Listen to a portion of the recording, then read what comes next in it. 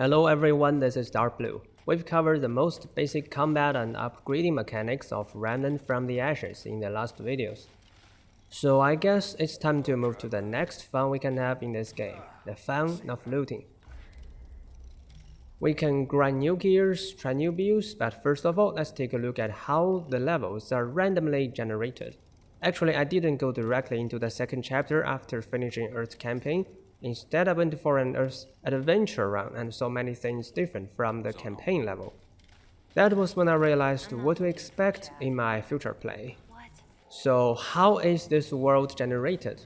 Every time you enter an adventure world, you first appear at the main realm. It's big, open, and there are several entrances to different dungeons in the corners of the main realm. And these dungeons are smaller and usually linear levels. You can see the difference from the maps of a main realm and a dungeon. So what elements in these levels are actually randomized? Well, basically everything, but you only need to pay attention to the following few ones.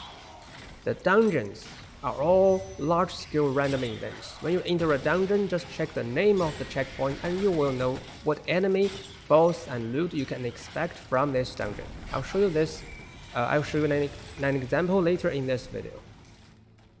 And similarly, there is a large red crystal at the center of the main realm which serves as a checkpoint, and it is a large-scale random event too.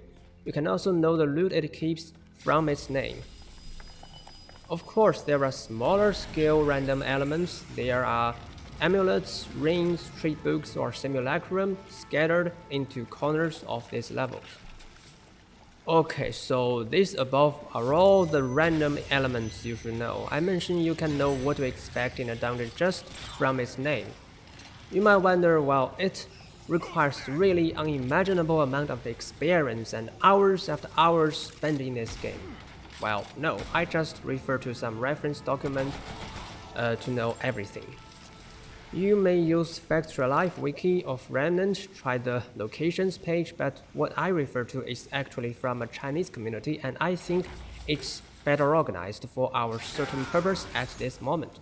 So if you can read Chinese, please check the other version of this video, this description. Well, time for an example. Let me show you how I explore an Earth adventure world. It is not my first adventure because I didn't record it, so let's just pretend it was, okay? The first thing I do is to look for dungeon entrances and the center checkpoints. They're all large-scale events, so they're all easier to find and also give me better loot. There are indeed amulets and rings and trade books, but it's really hard to find them in such a large realm, so I just wish to instantly pass by them and pick them up. I won't deliberately look for them. Okay, this time I can get to the center checkpoint without going through any dungeon. The structure of the main realm is sometimes like this, but in other cases, this checkpoint is only accessible through a dungeon. Let's go check its name. It's Cryptolis, and I can just look it up and see this is an event brought by the Swamp Adventure DLC. I need to first acquire a key from the Queen, which I haven't done yet, so guess I can only leave now. Since I've already been to the center checkpoint, my only target now is to get into a dungeon. Its name is Cutthroat Channel. I remember this. I've been through a few Earth adventures, but still failed to get into this dungeon, and I know I will be faced with some special bandit enemies instead of common root enemies. And in the end, there is a bandit boss. I will have some options to get different loots, and this time I want to choose bandit armor set as my reward. Okay, in this way I can have full knowledge of this dungeon in advance, which is really helpful. And when I actually go into it, I will also pay attention to smaller random loots like rings and amulets. They are difficult to locate in the open main realm, but in a dungeon, I don't want to miss them. I guess this can show you the strategy I employ to explore an adventure world. On one hand, look for large-scale random events like dungeons and center checkpoint crystal, and on the other, pay attention to looking for random loot. You can use this strategy I use and refer to the document I refer to, if you want to have full control of this exploration experience as well. You're about to die, stranger! So everything so far is about adventure, but what about campaign? It's not too different.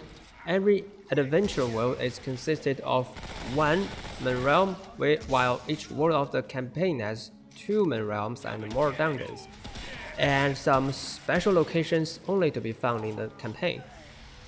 And there are 5 worlds in total. I don't actually remember their names. I just call them Earth, Desert, Swamp, Forest, and Snowfield.